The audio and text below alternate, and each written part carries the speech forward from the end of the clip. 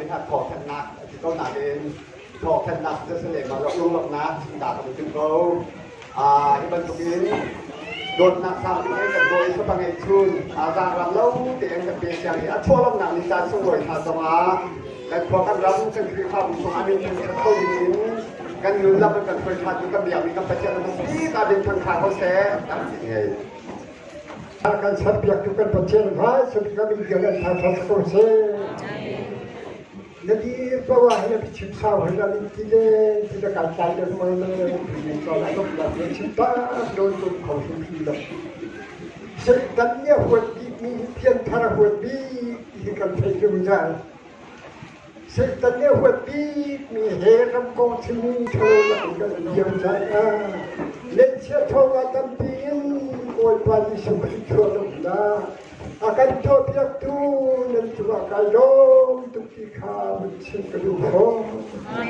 Bakayong tu kita ketemu. Haleluya. Amin. Haleluya. Amin. Udah.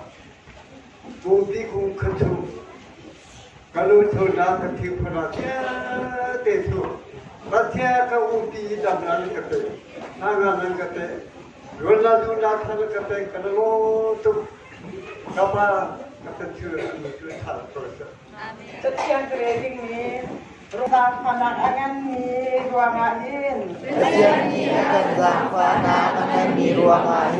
Batia sila anung in berchan ni rai poi nak bantuin ipe tua o. Batia sila anung in berchan ni rai poi nak bantuin ipe tua o. Jangan bilang saboy panas kalian sesuatu tiap-tiap okse.